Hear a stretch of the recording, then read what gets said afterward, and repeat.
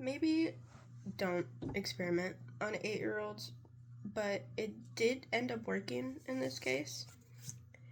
The creation of the first vaccine is one that revolutionized the medicine world and pioneered a new age of medicine. Hi, I'm Emily Sanders, and today I will be talking about Edward Jenner and the creation and subsequent publishing of the very first vaccine. Edward Jenner was one of 9 children in his family. At the age of 14, Jenner started his apprenticeship to a local surgeon. This is where he gained most of his needed experience in that field. He eventually moved to study at St. George's Hospital in London, where he developed his skills in dissection and investigation. At the age of 23, he would go on to open his own practice and become the local surgeon of a town named Berkeley. Jenner, like many doctors of the time, was attempting to protect his patients from smallpox.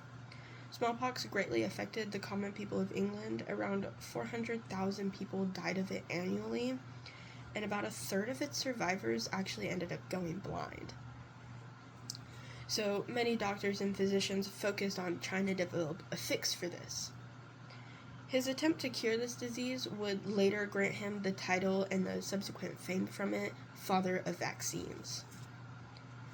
Jenner had been informed by some of the country people where he lived that the people who had gotten smallpox from cows never developed smallpox after. Jenner decided to run with this idea. When a milkmaid approached him with cowpox, Jenner did in fact confirm that it was smallpox on her hands and decided that it was the perfect time to test his theory.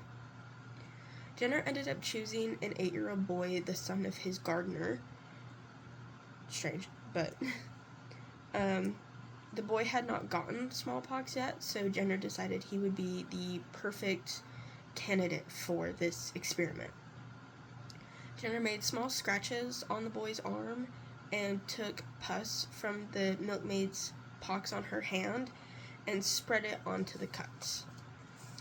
When affecting the boy, Jenner also confirmed that cowpox could be transferred human to human and not just cow to human.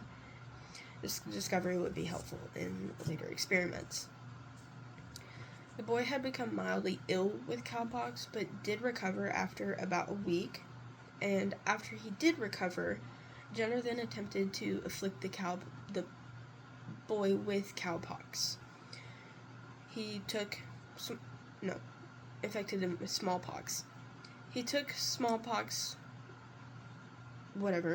and spread it on the cuts of the boy's arm that he remade. This initial test was, in fact, a success, and the boy did not develop smallpox. Jenner tried again and again and again to try and infect the boy with smallpox, many weeks, months after the initial cowpox infection.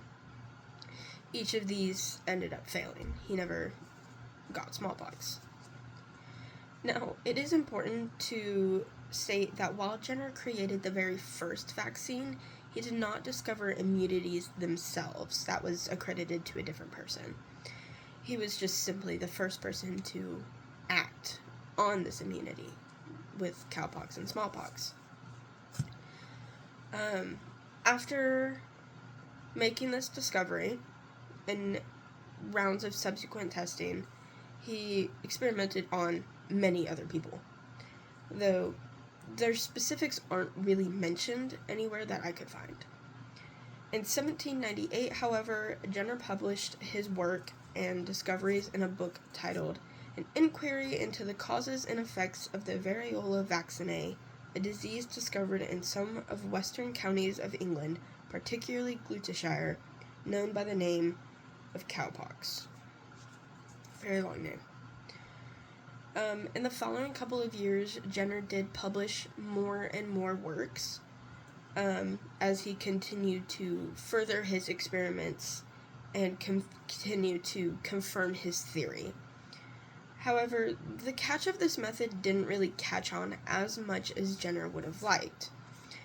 Many others could not easily have cowpox available to them, and the transport could easily contaminate the cowpox sample with smallpox. Many other physicians and surgeons also did not want Jenner's method to succeed and gain popularity because it means their own methods wouldn't make them money, as Jenner's method was safer and easier, less dangerous. Citizens of England also fear the consequences of using material found on cows to treat a human disease, as cows could not get smallpox, they got cowpox. Jenner spent the rest of his majority life transporting cowpox and spreading his vaccine. Edward Jenner, now known as the father of vaccines, was the first to create a vaccine. This went on to inspire the creation and discovery of many more. Vaccines nowadays have completely eradicated some diseases and continue to heavily control others.